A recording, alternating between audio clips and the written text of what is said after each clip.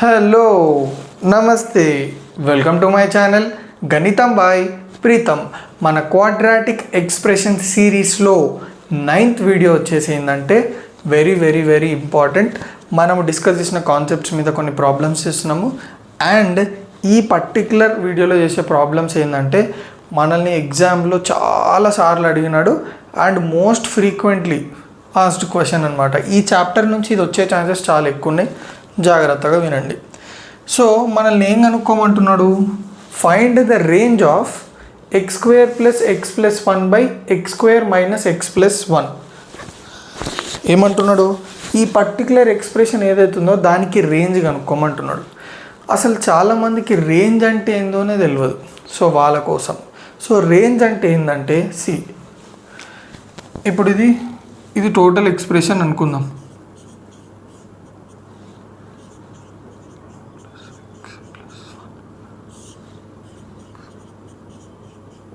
కదా, దీన్ని నేను y అనుకుంటున్నాను, దీని మొత్తాన్ని. ఓకేనా? సో నేను ఏం చేస్తున్నా అంటే ఫస్ట్ x = 0 పెడుతున్నా. అప్పుడు ఏమవుతుంది చెప్పండి? నేను x 0 పెట్టినప్పుడు y వాల్యూ ఎంత వస్తుంది? 1 + 1 + 1 0 కదా, 1/1 వస్తుంది. ఎందుకు ఇది అంతా 0 అయిపోతే 0 అయిపోతే 1/1. x 1 పెట్టిన అప్పుడు ఏమొస్తుంది చెప్పండి? 1 + 1 + 1 3/1 - 1 + 1 అంటే 3/1 విచ్ ఈజ్ నథింగ్ బట్ 3. అవునా కదా? నెక్స్ట్ x 2 పెట్టిన y ఎంత వస్తుంది? 2² 4 + 2 6 6 + 1 7 7/2² 4 - 2 2 2 + 1 3. అట్లా నేను డిఫరెంట్ వాల్యూస్ ఆఫ్ x పెట్టినప్పుడు నాకు డిఫరెంట్ వాల్యూస్ ఆఫ్ y వస్తాయి చూడండి. ఆ డిఫరెంట్ వాల్యూస్ ఆఫ్ వైని కనుక్కోవడమే రేంజ్ అంటే. సో అన్ని వాల్యూస్ ఏ ఇంటర్వెల్ ఉంటున్నాయి అని చెప్పేదే రేంజ్. ఓకేనా? సో ఇప్పుడు మనం ఎట్లా కనుక్కుంటామంటే as usual x² + x + 1 by x² - x + 1 = y అనుకోవాలి. అంటే ఈ ఎక్స్ప్రెషన్ని సాల్వ్ చేస్తే మనకు ఫర్ టైం బీయింగ్ y వస్తుంది అనుకుందాం. ఓకేనా? సో ఇప్పుడు నేను ఏం చేస్తున్నా, దీన్ని ఇటు సైడ్ పంపిస్తున్నా. ఓకే,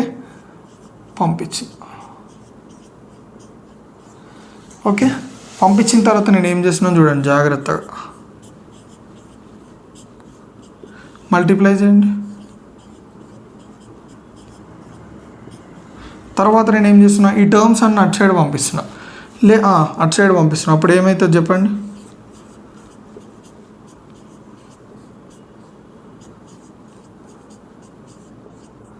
క్లియరా? సో ఈ జిమ్నిక్ మీకు తెలుసు కదా, మళ్ళీ ఇటు పంపిస్తే అంత ఒకటే అయిపోతుంది. సో చూడండి, yx² x² రెండు ఒక దగ్గర రాస్తున్నా,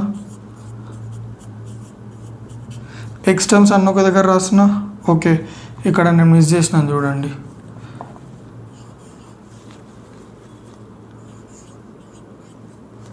ఓకే, వైని నేను ఓన్లీ x² తోటి మల్టిప్లై చేసిన, సారీ.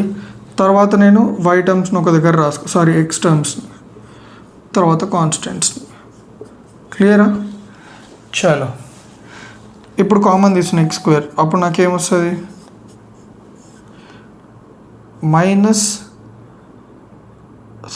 ప్లస్ x తీస్తున్నా. క్లియరా?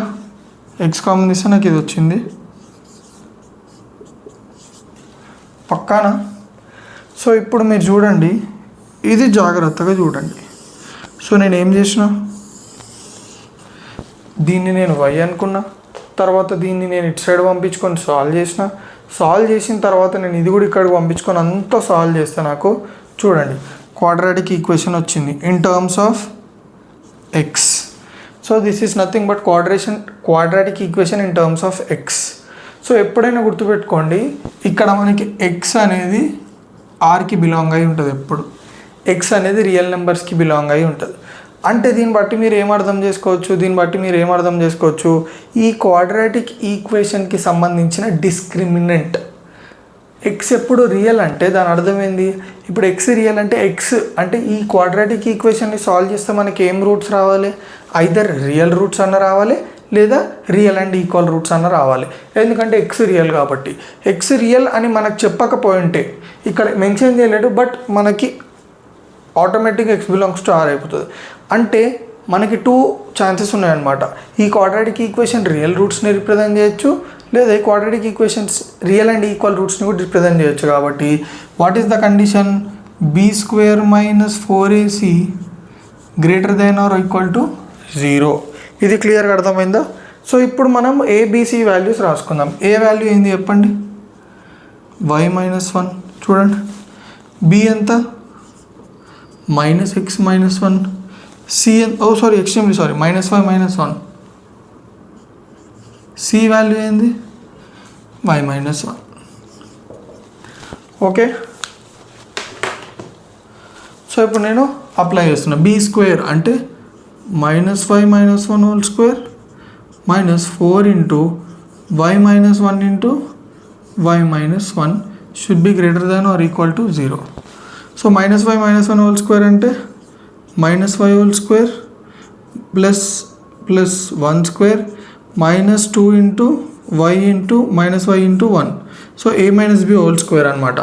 a² + b² -2 into a into b. a ఏంది మనకి -5 కదా, అందుకే -4 ఇంటూ y - 1 ఇంటూ y - 1 అంటే y - 1 whole square greater than or equal to 0. So -y² అంటే y² + 1 + 2y -4 into y - 1 whole square అంటే y² + 1 - 2y greater than or equals to 0.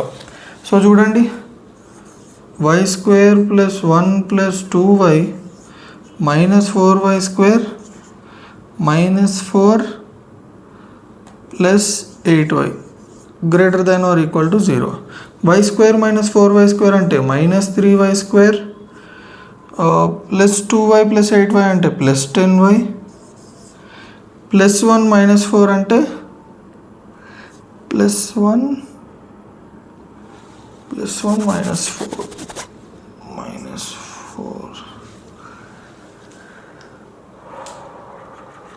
-4y² -4y.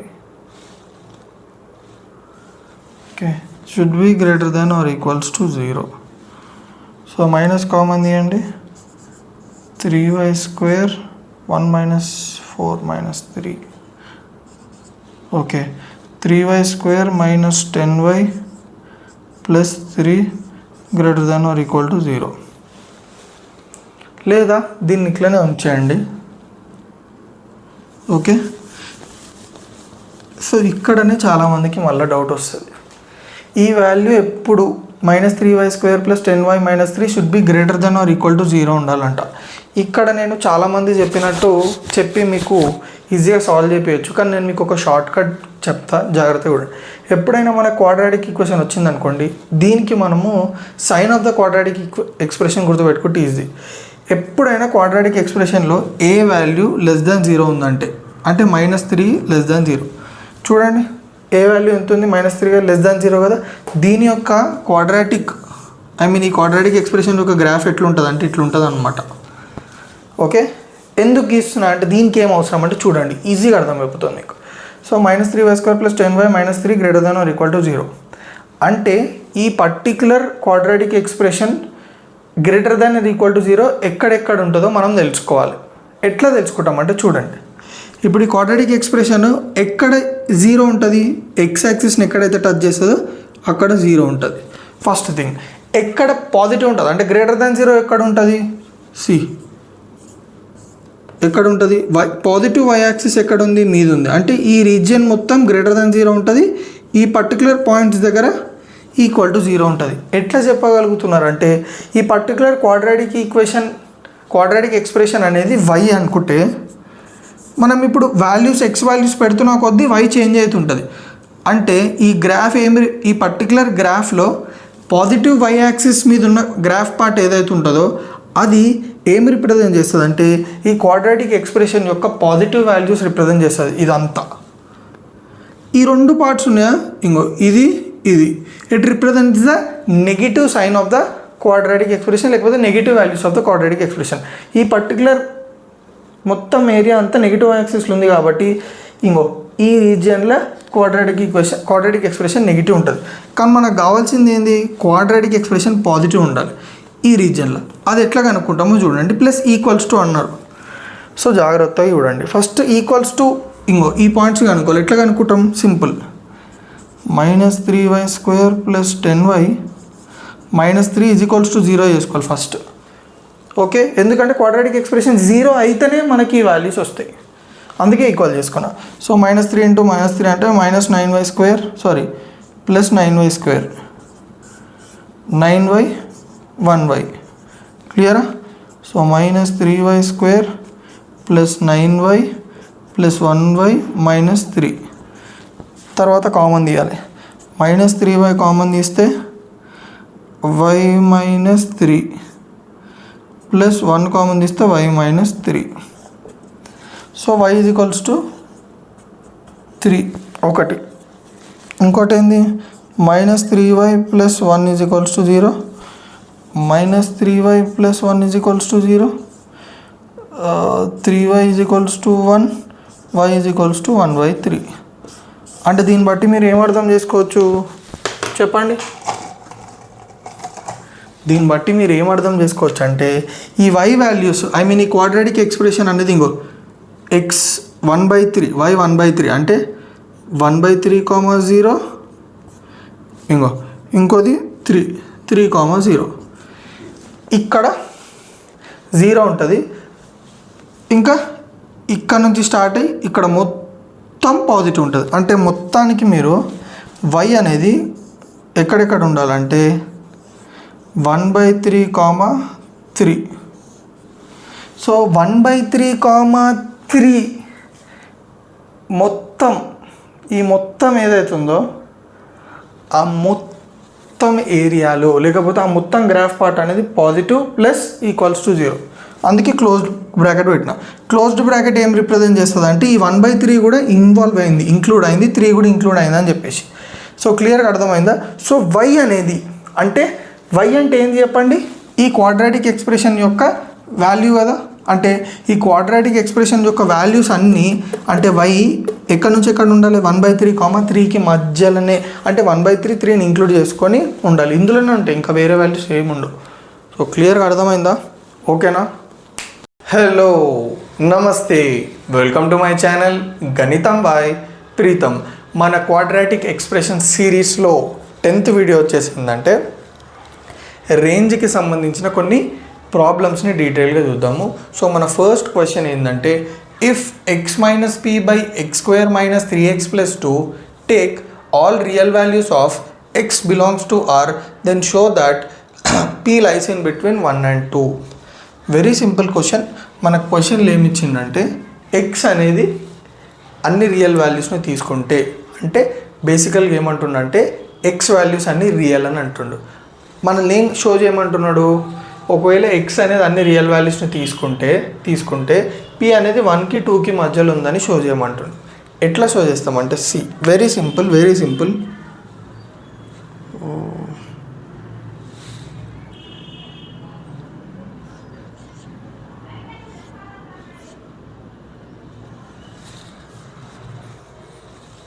ఒక నిమిషం.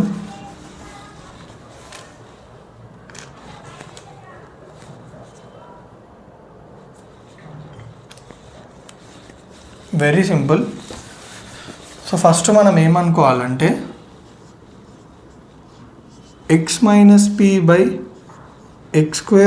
- 3x + 2 ఇది ఏదైతే టోటల్ టర్మ్ ఉందో దాన్ని మనం y అనుకో. ఓకేనా? సారీ ఫర్ ద ఇన్కన్వీనియన్స్, కొంచెం ఈ పెన్ ఇంక్ గారుతుందనమాట, అందుకే కొంచెం. ఓకే, చలో. ఇప్పుడు నెక్స్ట్ మనం ఏం చేస్తున్నాం అంటే సింపుల్, ఈ టర్మ్ ఉందా, ఓకే, ఫస్ట్ దీని గురించి ఎక్స్ప్లెయిన్ చేయాలి కదా. మనం ఈ టోటల్ ఎక్స్ప్రెషన్ని వైకి ఈక్వేట్ చేసుకున్నాం అంటే దాని అర్థం ఏంది, దీన్ని సాల్వ్ చేస్తే మనకి ఏమొస్తుంది అనుకుంటున్నాం, వై వస్తుంది అనుకొని దానికి ఈక్వల్ చేస్తున్నాం. ఓకేనా? Okay, so x - p = y x² - 3x + 2. దీన్ని మనము ఇంకో లెక్క కూడా అనుకోవచ్చు. ఈ టోటల్ టర్మ్ని మనం సాల్వ్ చేస్తే మనకు వచ్చింది y వాల్యూ అని కూడా అనుకోవచ్చు. ఓకేనా? ఇంకో విధంగా. సో ఇది నేను ఎందుకు అంత ఎంఫసైజ్ చేసి చెప్తున్నానో మీకు లాస్ట్కి అర్థమవుతుంది. y into X square yx square, y into -3x -3yx, y into 2y. క్లియరా? తర్వాత నేను ఏం చేస్తున్నా అంటే ఈ ఎక్స్ మైనస్ పీ నాకు తీసుకెళ్తున్నా. అప్పుడు ఏమొస్తుంది మనకి? yx square -3yx plus 2y minus X plus P ఇది ఈక్వల్స్ టు 0. క్లియర్ అని అనుకుంటున్నా. నెక్స్ట్ నేనేం చేస్తున్నాను చూడండి, yx స్క్వేర్. చూడండి మనకి ఇక్కడ 2 ఎక్స్ టర్మ్స్ ఉన్నాయి, అవన్నీ ఒక దగ్గర రాసుకుంటున్నా. -3yx -x -3yx -x plus P plus 2y. చూడండి నేను ఆర్గనైజ్డ్గా ఎట్లా రాసుకున్నాను. ఎక్స్ స్క్వేర్ టర్మ్స్ ఒక దగ్గర, ఎక్స్ టర్మ్స్ ఒక దగ్గర, కాన్స్టెంట్స్ అన్నీ ఒక దగ్గర. తర్వాత ఏం చేస్తున్నా చూడండి, ఈ 2 టర్మ్స్లో ఎక్స్ కామన్ తీస్తున్నా. ఓకే, క్లియరా? పక్కానా? చలో. సో ఇప్పుడు మీరు గమనించినట్టయితే it is a quadratic equation. It is a quadratic equation in terms of X అనమాట. సో మళ్ళీ ఒకసారి ఇక్కడ రాస్తే మీకు క్లియర్గా అర్థమవుతుంది.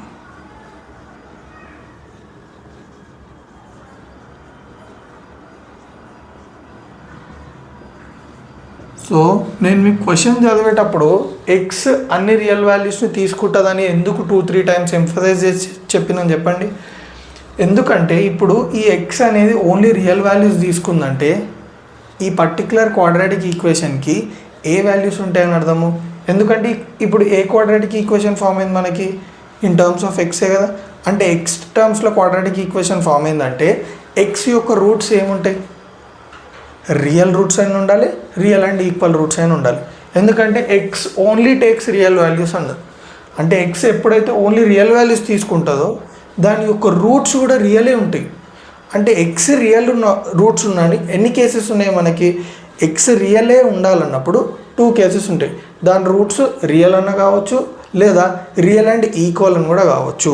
సో ఈ particular roots real and equal అయితే అంటే దానికి కండిషన్ ఏంది చెప్పండి? డిస్క్రిమినెంట్ ఏదైతుందో which is nothing but b² - 4ac should be greater than or equals to 0 అనమాట.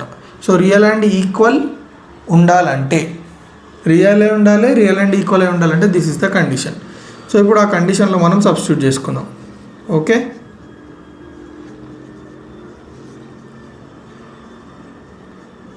క్లియరా? కొంచెం నేను ఎక్స్ట్రా ఇన్ఫర్మేషన్ ఇవ్వడానికి ట్రై చేస్తాను, ఎందుకంటే మీకు కాన్సెప్ట్ కూడా అర్థం కావాలి కాబట్టి.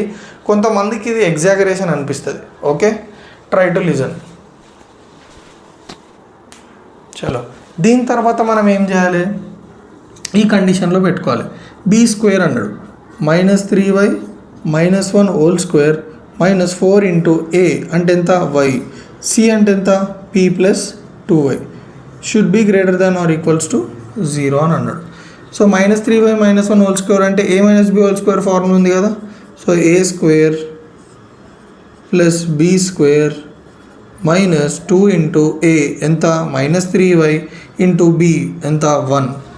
సో -4 ఇంటూ ఈ 2 మల్టిప్లై చేస్తున్నా, p ఇంటూ y py, పై ఇంటూ 2y 2y². ఓకే, మీకు అర్థం కావాలని చెప్పి నేను స్టెప్ బై స్టెప్ రాస్తున్నాను చూడండి. -3y హోల్ స్క్వేర్ అంటే 9y² ప్లస్ 1² అంటే 1, మైనస్ ఇంటూ మైనస్ ఎంత? Plus 2 into 3y 6y, 6y into 1 6y minus చూడండి 4 into py -4py minus into plus ఎంత? -4 ఇంటూ 2y² అంటే 8y² should be greater than or equals to 0. చూడండి 9y² - 8y² అంటే y². ఇంకేమైనా ఉన్నాయా? లేవు. తర్వాత మనం ఏం చేయాలి? పై టర్మ్స్ అన్నీ ఒక దగ్గర రాసుకుందాం. 6y -4py క్లియరా? తర్వాత కాన్స్టెంట్స్ +1. ఓకే, చలో. తర్వాత ఏం చేస్తున్నాం చూడండి, y² ప్లస్ ఈ రెండిట్లో మనకి y కామన్ ఉంది కాబట్టి y కామన్ తీస్తే ఏమొచ్చింది? 6 - 4p plus 1 should be greater than or equals to 0. So మనకు వచ్చిన క్వాడ్రాటిక్ ఎక్స్ప్రెషన్ ఏంది చెప్పండి? Y square plus y into 6 minus 4p plus 1 greater than or equal to 0. క్లియర్గా అర్థమైందా? చలో, అయితే ఇప్పుడు ఇందాక మనకి క్వాడ్రాటిక్ ఈక్వేషన్ అనేది ఎక్స్ టర్మ్స్లో ఉంది కాబట్టి మనకి ఎక్స్ అనేది ఆల్రెడీ రియల్ అని చెప్పిండు కాబట్టి దాని యొక్క రూట్స్ అంటే ఆ ఎక్స్ స్క్వేర్ అంటే ఎక్స్కి సంబంధించిన quadratic equation roots real equal ఉంటాయి కాబట్టి కండిషన్ తీసుకున్నాం.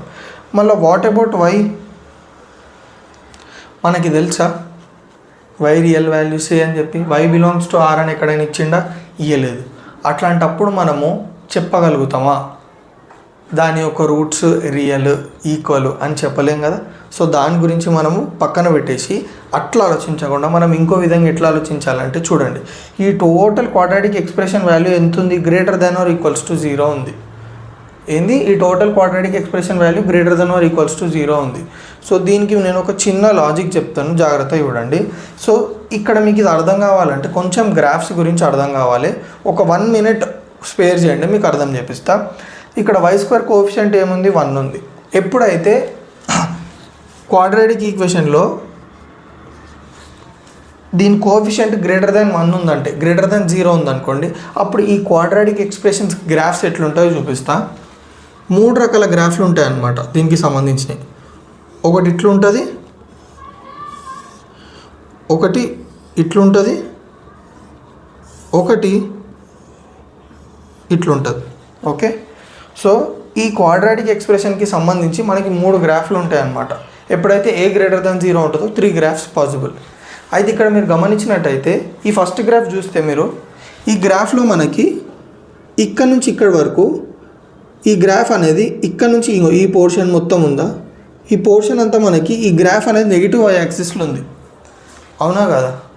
కరెక్టా కదా? కానీ ఈ 2 గ్రాఫ్స్ మీరు చూసుకున్నట్టయితే అసలు ఈ గ్రాఫ్స్ అనేది నెగిటివ్ వై యాక్సిస్ రీజియన్లోనే లేవు. అయితే ఇప్పుడు ఇదంతా మీరు ఎందుకు చెప్తున్నారంటే ఈ క్వాడ్రాటిక్ ఎక్స్ప్రెషన్ అనేది greater than or equals to 0 ఉంది. ఇక్కడ మీరు ఈ గ్రాఫ్స్ చూసినట్టయితే ఈ రెండు గ్రాఫ్స్ నెగిటివ్ రీజియన్లో లేవు. అంటే దీనికి ఈ గ్రాఫ్కి పాజిటివ్ వాల్యూసే ఉన్నాయి. మనకు కావాల్సిన క్వాడ్రాటిక్ ఎక్స్ప్రెషన్కి కూడా పాజిటివ్ వాల్యూసే ఉండాలి. ఈక్వల్స్ టు 0 ఉండాలి. చూడండి, ఇక్కడ టచ్ అవుతుంది కాబట్టి ఈ పర్టికులర్ పాయింట్ దగ్గర 0 అవుతుంది అండ్ పాజిటివ్ ఉండాలంటే మీదికి ఉండాలి. అయితే ఈ పర్టికులర్ క్వాడ్రాటిక్ ఎక్స్ప్రెషన్కి సంబంధించి నా గ్రాఫ్ అనేది ఇదన్నీ ఉండాలి. ఇది మాత్రం ఉండలేదు. ఎందుకంటే ఈ గ్రాఫ్లో మనకి ఈ పార్ట్ ఏదైతే ఉందో అది నెగిటివ్ ఉంది. అసలు మనం తీసుకునే క్వాడ్రాటిక్ ఎక్స్ప్రెషన్కి నెగిటివ్ అనేది ఉండకూడదు అంటే ఐదర్ దిస్ అని ఉండాలి. అయితే ఈ 2 ఉండాలంటే ఏం చేయాలి? ఆ క్వాడ్రాటిక్ ఈక్వేషన్కి ఇమాజినరీ రూట్స్ ఉండాలి. ఇమాజినరీ రూట్స్ ఉంటే యాక్సిస్ని టచ్ చేయదు. రియల్ అండ్ ఈక్వల్ రూట్స్ ఉంటే యాక్సిస్ని టచ్ చేస్తుంది. సో మనకి ఈక్వల్స్ టు 0 ఉంది, గ్రేటర్ దెన్ 0 ఉంది కాబట్టి మనము ఇక్కడనే వెరీ ఇంపార్టెంట్. సో ఈ పర్టికులర్ క్వాడ్రాటిక్ ఏదైతే ఎక్స్ప్రెషన్ లేదా ఈక్వేషన్ ఉందో దాని యొక్క డిస్క్రిమినెంట్ అనేది ఎప్పుడు గుర్తుపెట్టుకోండి.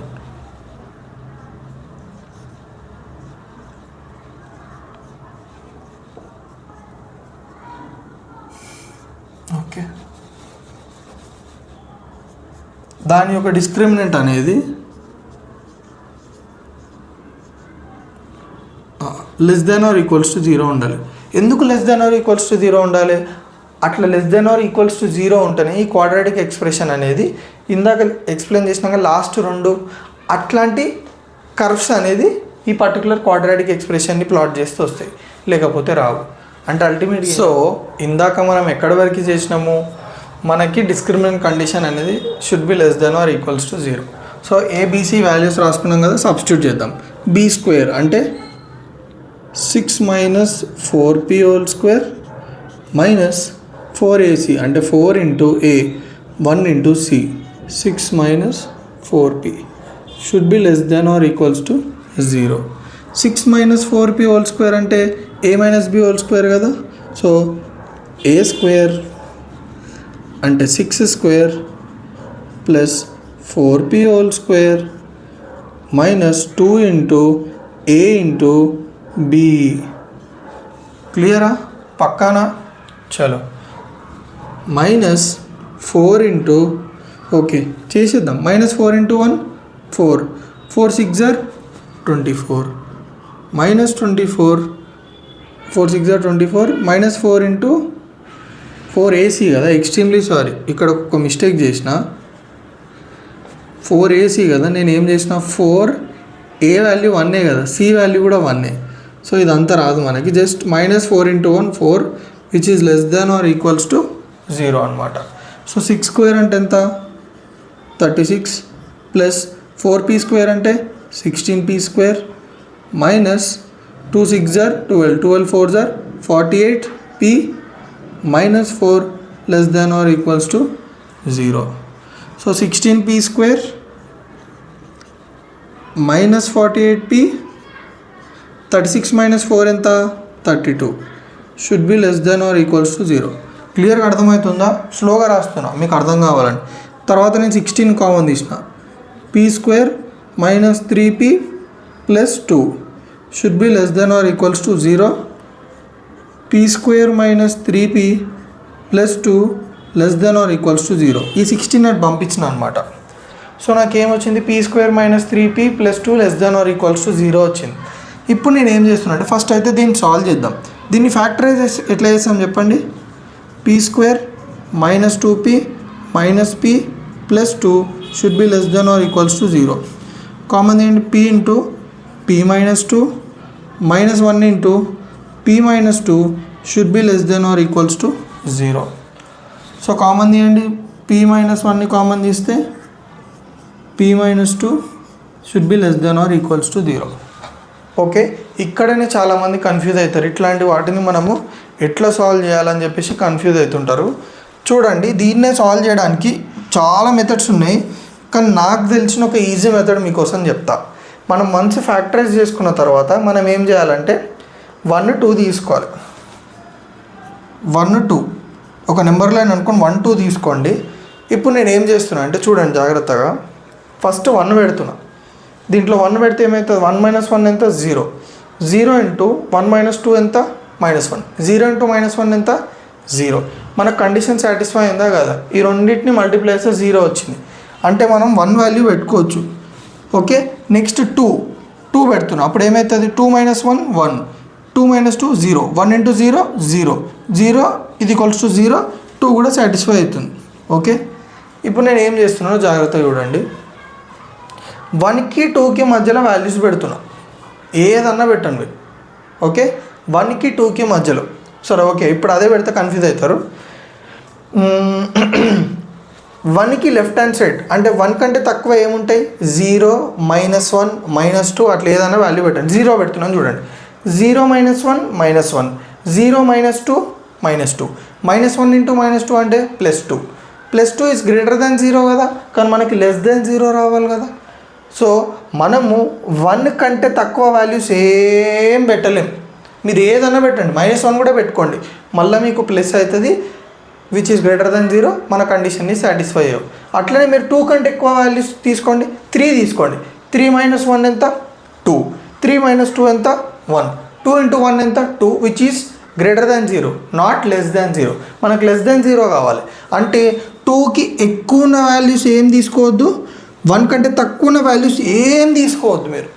ఓన్లీ 1కి 2కి అంటే 1 నుంచి స్టార్ట్ అయ్యి అంటే క్లోజ్డ్ బ్రాకెట్ 1, 2 క్లోజ్డ్ బ్రాకెట్ 2 ఈ మధ్యలో ఉన్న వాల్యూస్ని తీసుకుంటేనే ఈ పర్టికులర్ కండిషన్ అనేది సాటిస్ఫై అవుతుంది.